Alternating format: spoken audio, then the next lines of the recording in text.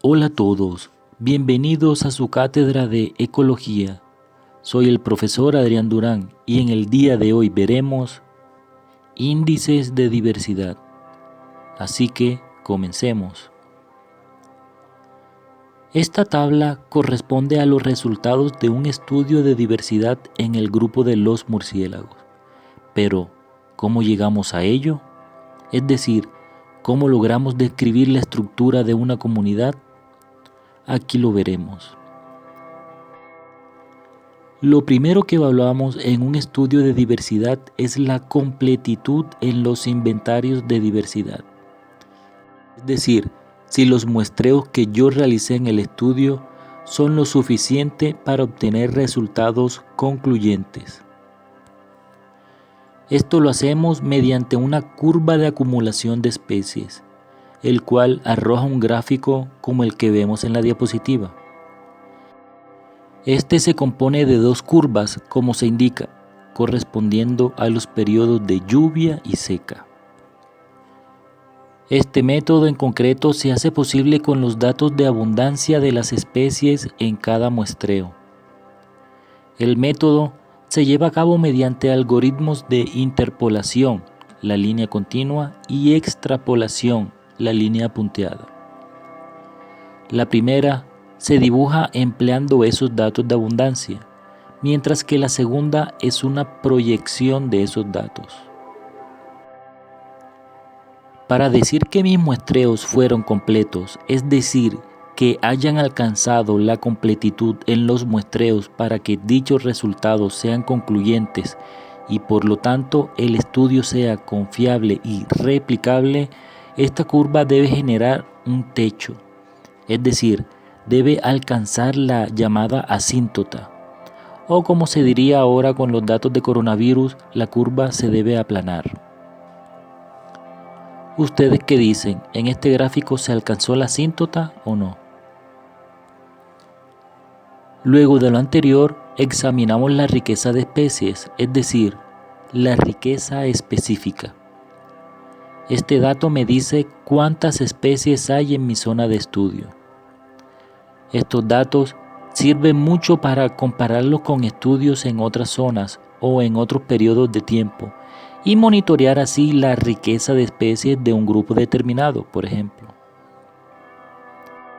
En el gráfico vemos que la zona tropical en el continente americano es la zona con mayor riqueza de especies de mamíferos por kilómetro cuadrado.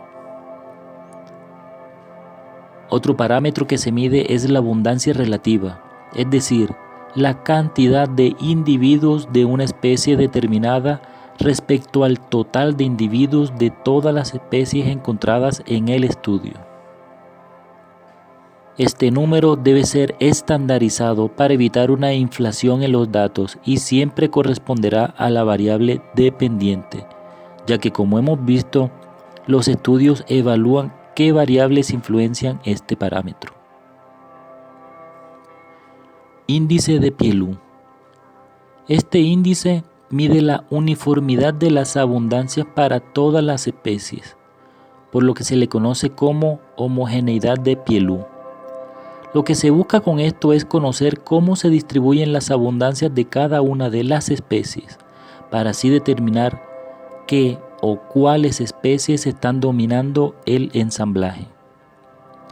Los valores van de 0 hasta 1. El mínimo valor, es decir, 0, indica que en lo absoluto hay homogeneidad, mientras que el máximo valor posible en el índice indica muy alta homogeneidad en las abundancias. Índice de diversidad de Shannon-Wiener. Este índice determina la diversidad de organismos en una zona determinada. Para ello, asume que los individuos son seleccionados al azar y que todas las especies están representadas en la muestra, debido a que se basa en la teoría de la información. Sus valores no poseen rangos, van de 0 a infinito, es decir, no hay valores negativos. El valor de este índice en una localidad no indica absolutamente nada.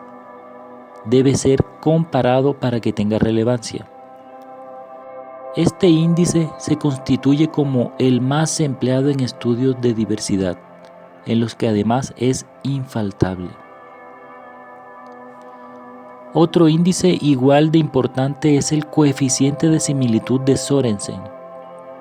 Este mide el grado de similitud entre las comunidades de dos sitios.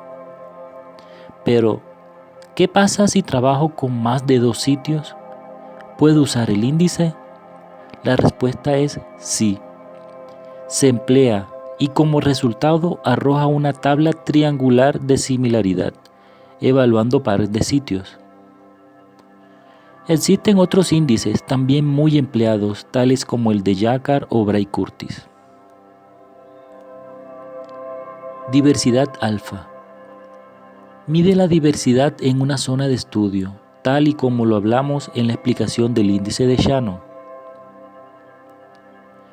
Diversidad beta. Entre dos comunidades vegetales distintas y geográficamente contiguas en el territorio, existirán especies diferentes y muy probablemente especies comunes. La beta diversidad es la tasa de cambio en especies de dos comunidades vegetales adyacentes. Refleja, por lo tanto, la diferencia de composición de las dos comunidades y, en última instancia, la heterogeneidad del paisaje. Se mide con los índices de similaridad, como los ya mencionados, Sorensen, Jacquard, Bray-Curtis, entre otros. Diversidad gamma. La gamma diversidad es la diversidad intrínseca de un paisaje e integra las componentes alfa y beta de la diversidad. Estima la variedad de especies en una zona determinada, incluyendo todas las comunidades que se encuentran en ella.